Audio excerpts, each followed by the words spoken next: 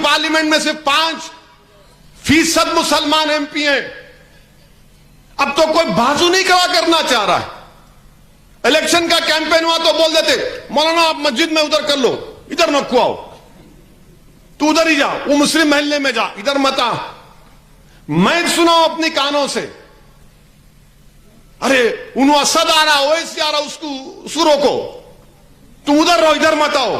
अगर मैं कहीं जा रहा हूं तो आपकी दुआओं की वजह से जा रहा हूं, और अगर मैं गुजरात में इलेक्शन लड़ रहा हूं तो अपने लिए नहीं, वहां के मजलूम अवाम को इंसाफ दिलाने के लिए, ताकि रोड पर किसी मुसलमान को लाकर मारा नहीं जाए, ताकि किसी बच्ची की अस्मत रेजी करने वाले जालिमों को, उसकी बच्ची का कत्ल करने वालों को दोबारा कोई हुकूमत ना छोड़ दे।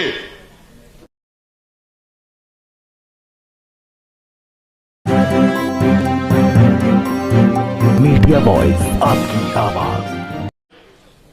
मेरे अजीज दोस्तों और बुजुर्गों, हमारे कॉर्पोरेटर साहब अभी हमको ये दिए, हम विकाराबाद के एमएलए साहब से बोलना चाह रहे हैं।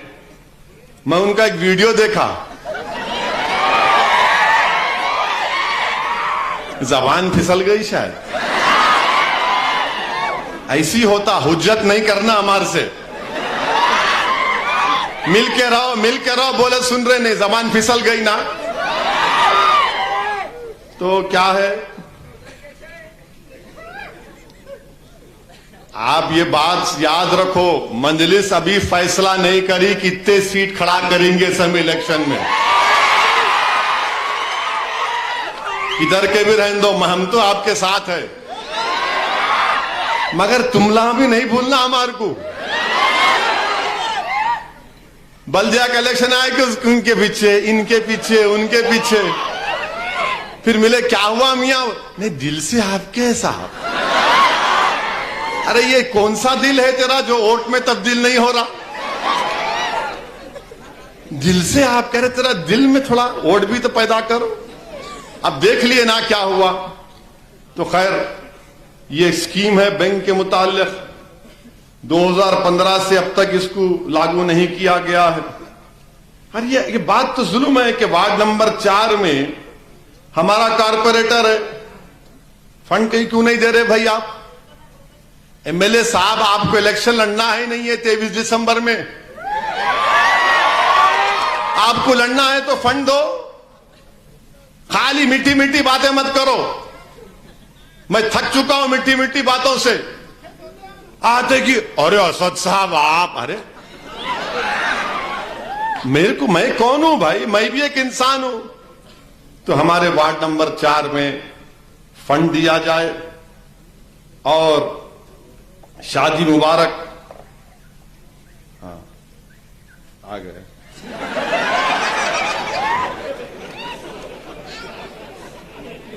शादी मुबारक के 1.5 साल से पेंडिंग है गति। अब आप देखो ये कैसा गलत काम कर रहे आप। शादी मुबारक के चक्का क्यों रुके हुए हैं? हम तो कलेक्टर मैडम को बोलेंगे, यहां के तहसीलदार का काम ये, शादी मुबारक के चेकों को दे दो आप। क्या है वो कल्याणा लक्ष्मी स्कीम है ना, 2 लाख रुपए है, क्या है, दो ना, गवर्नमेंट का है। चीफ मिनिस्टर केसीआर बोल रहे दे दो, दे रहो तो दो ना। फिर उसके बाद ये मस्जिदों में इमाम मौजूनों की तनख्वाह, सही भी है बात, पूरे तेलंगाना में इमाम और मौजूनों की तनख्वाह कई महीनों से मुआवजा नहीं मिला है। हमने मुतालबा किया, इंशाअल्लाह फिर हम और कोशिश करेंगे। और फिर उसके बाद ये, हाँ, तो बहरहाल अजीज दोस्तों और बुजुर्गों, आपसे ही गुजारिश है कि आप मुत्तहिद रहिए, मजलिस इत्तेहादुल मुस्लिमीन से वाबस्ता रहिए, मजलिस को मजबूत करिए। एमपी नहीं है तो भूलना नहीं, आपका एक एमपी हूं मैं, तो पूरे मुल्क में जहां कहीं भी जाता हूं हर आदमी माशाल्लाह खुश भी होता और हमसे नफरत करने वाले जरा परेशान भी हो जाते। तो ये हैदराबाद की एमपी सीट आपकी ओर से कामयाबी मिली अल्लाह के फजलो करम के बाद। आपने सालार मिल्लत को उस वक्त में कामयाब किया था और सालार को आपने 6 मरतबा कामयाब किया। फिर एक मर्तबा मुझे भी आपकी खिदमत करने का मौका मिला बहैसियत रुकने पार्लिमान। फिर हदबंदी हुई 2009 के बाद। अब नए एमपी साहब हैं, हम उनसे भी बोल रहे, उन बेचारे अच्छा मिलते, बात बात करते रहते उन असद भाई क्या करना, मैं बोलता हूं करो, कोशिश कर रहे उन्होंने भी। मगर हमारे मुकामी एमएलए साहब से हम गुजारिश कर रहे हैं कि आप हमारे मसाइल की तरफ तवज्जो लीजिए।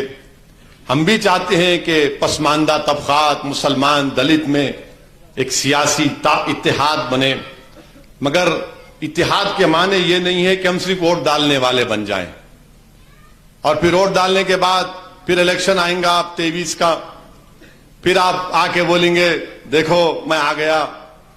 तो ऐसा नहीं होता। आप रूलिंग पार्टी के एमएलए हैं, हम आपसे अपील कर रहे हैं कि ये जो मसाइल हैं, खास तौर से हमारे शादी मुबारक के और हमारे वार्ड नंबर 4 के, इन मसाइल को हल करिए।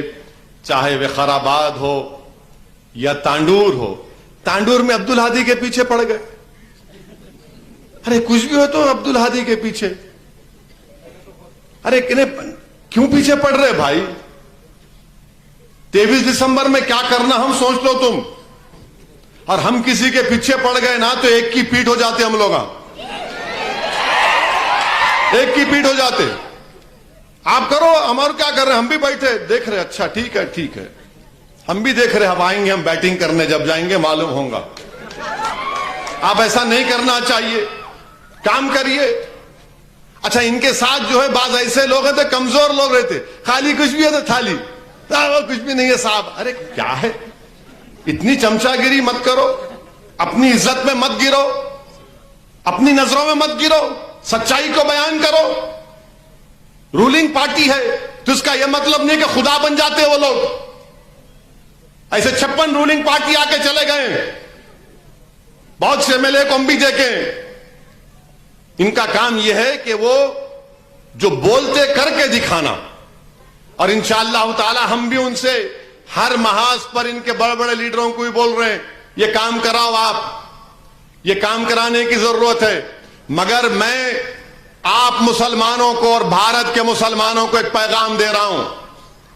मैं जो कुछ कह रहा हूं कि बहुत से लोगों को मेरी बात पसंद नहीं आती, मुझे इसकी फिक्र नहीं है।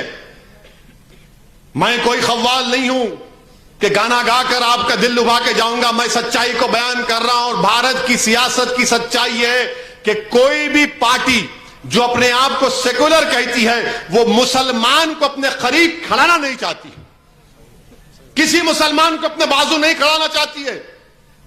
बल्कि अब तो हद ये हो गई कि मुल्क में जहां कहीं भी ये नाम निहाद, माफ करना, नाम निहाद सेकुलर पार्टी है, वो अपनी पार्टी का क्या बोलते, खंडवा बोलते उसको, क्या बोलते, कड़वा, खंडवा, खंडवा, पट्टा बोलना चाहिए उसको। वो कंडवा भी नहीं डालना चाह रहे, वो नहीं तुम काम करो मगर हमारे साथ कंडवा डाल के मत फिरो। क्यों? वो दूसरों का वोट नहीं मिलेगा। अरे इतना डर रहे तुम बीजेपी से कि मामूली बात है, मुसलमान भारत में 20 करोड़ हैं। अगर आप सियासी तौर पर हमको इनविजिबल कर देंगे तो फिर भारत की सियासत का, भारत की राजनीति का, भारत की जमहूरियत का क्या होगा बताओ। अब तो भारत की पार्लियामेंट में सिर्फ 5% मुसलमान एमपी हैं। अब तो कोई बाजू नहीं खड़ा करना चाह रहा है। इलेक्शन का कैंपेन हुआ तो बोल देते मौलाना आप मस्जिद में उधर कर लो, इधर मत खुआओ, तू उधर ही जा, वो मुस्लिम महल्ले में जा, इधर मत आ। मैं सुनाऊं अपनी कानों से,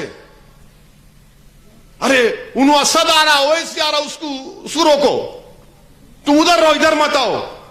अपने डाइस पर नहीं बिठाते ये लोग। ये सच्चाई है, मेरी बात को याद रखो आप। जो लोग आज भी इनसे उम्मीद लगाकर बैठे, नहीं नहीं मजबूरी है इनके, अरे कई की मजबूरी है मेरे भाई। इज्जत भी तो कोई चीज है हमारी। क्या हम क्या कोई गली के चलने वाले को ऐसे लोग हैं कि हमारी इज्जत नहीं है, हमारी कोई वकार नहीं है, हमारी कोई अहमियत नहीं है? सबकी अहमियत है, सबकी इज्जत है, मगर हमारी है ही नहीं। आप हमको बाजू नहीं खड़ा करना चाह रहे। पार्टी का जो पार्टी के हैं वो भी नहीं, मगर सबको क्या बोलते नहीं, इनको हराना है, उनको हराने, तुम कुछ भी नहीं हरा सकते, याद रखो। यकीनन हम कोशिश कर रहे हैं कि बीजेपी को सियासी तौर पर शिकस्त मिले, मगर आपको अपना रवैया बदलना पड़ेगा। यह क्या बात है कि आप मुझे हाथ लगाने से डर रहे हैं? क्या मैं 133 केवी का इलेक्ट्रिसिटी का वो है क्या मेरे पास? हाथ लगाते कि शॉट लगेगा तुमको? नहीं, आप समझो बात को। क्या समझना बाबा, इज्जत और अहमियत जरूरी है हमारे लिए। तो यह पैगाम उन लोगों के लिए है जो अपना सियासी मकसद, जो अपने सियासी अजाइम की तकमील के लिए इन पार्टियों में जाकर बैठे।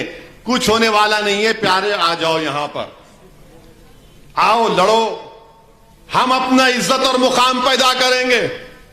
तुम एक चंद नाम निहाद पोस्टों के लिए अपनी अहमियत को, अपनी इज्जत को मत गवाओ खुदा के लिए। तुम अपनी ताकत को नहीं जानते। तुम एक हो जाओ, याद रखो सब चीजें खत्म हो जाएंगी। मेरे अजीज दोस्तों और बुजुर्गों, मेरी आप तमाम से अपील है कि इत्तेहाद पैदा करिए, मुत्तहिद रहिए, और यकीनन तेलंगाना को हम और मजबूत देखना चाहते हैं। तेलंगाना में और तरक्की हो, तेलंगाना भारत का सबसे बेहतरीन रियासत बने, ये हमारा ख्वाब है। और वो ख्वाब कैसे पूरा होगा? जो सबको बराबरी की इज्जत मिलेगी, और मिलना भी चाहिए। हम भी चाहते हैं कि तेलंगाना में फिरका परस्ती ना बढ़े। हम भी चाहते हैं कि तेलंगाना में फिस्ताई ताकतों की ताकत को कमजोर किया जाए। हम भी चाहते हैं कि तेलंगाना की जो तहजीब और तमद्दुन है, जो भाईचारा है, वो और मजबूत हो। मगर याद रखो, अगर तुम ये समझोगे कि मैं बैंड बाजा वाला हूं, नहीं, मैं बैंड बाजा नहीं बजाऊंगा। मैं तुम्हारा बैंड बाजा नहीं बजाऊंगा। मैं तुम्हारा बैंड बाजा नहीं बजाने वाला नहीं हूं कि तुम दूल्हे है, इलेक्शन आया मैं बैंड बाजा बजाता हूं, और तुम इलेक्शन जीत जाते और बैंड बाजा वाला कहां जाता मालूम आपको? कभी देखे बारात में बैंड बाजा बजाने वाला, उसको दूल्हे के साथ शादी खाने में जाने की इजाजत नहीं रहती, बाहर बजा निकल। तो आपसे मेरी गुजारिश ये है कि आप अपनी अहमियत को समझो। मजलिस आपकी जमात है, इसको आपके बुजुर्गों ने मजबूत किया है, इसको आपके असलाफ ने अपने खून से, अपने आंसुओं से इस जमात को मजबूत किया है। आज मैं हूं, कल नहीं रहूंगा, मगर जमात आपकी है। यह आपकी शनाख्त है, यह आपकी ताकत है, यह आपके बुजुर्गों की कुर्बानी की निशानी है, यह आपके इत्तेहाद की निशानी है, यह आपकी सियासी सोच की कामयाबी। इसीलिए मेरे अजीज दोस्तों और बुजुर्गों, मजलिस को मजबूत करिए, और इंशाअल्लाह ताला मैं भी कोशिश करता रहूंगा कि हैदराबाद का जो पुराना पार्लिमानी हल्का है, मैं इसमें आता रहूं। मैं भी मानता हूं कि मुझसे भी गलती हुई है, मुझे भी ज्यादा यहां आना चाहिए था। आपकी शिकायत सही है। किसी ने मुझसे फोन करके कहा, असद साहब आप पूरे मुल्क में जा रहे, हमारे पास ही नहीं आ रहे। तो आप बिल्कुल मुतमईन रहिए, मेरी सियासी जिंदगी का आगाज आप ही के बीच में से हुआ है। मैं कहीं पर नहीं जाने वाला हूं। हां, अगर मैं कहीं पर जाऊंगा तो यहीं पर आऊंगा। अगर मैं कहीं जा रहा हूं तो आपकी दुआओं की वजह से जा रहा हूं। और अगर मैं गुजरात में इलेक्शन लड़ रहा हूं तो अपने लिए नहीं, वहां के मजलूम आवाम को इंसाफ दिलाने के लिए, ताकि रोड पर किसी मुसलमान को लाकर मारा नहीं जाए, ताकि किसी बच्ची की अस्मत रेजी करने वाले जालिमों को, उसकी बच्ची का कत्ल करने वालों को दोबारा को हुकूमत ना छोड़ दे। यह हमारी कोशिश है। इसमें आपकी दुआओं की और तावन की जरूरत है। वाखिर दावान अल्हम्दुलिल्लाहि रब्बिल आलमीन।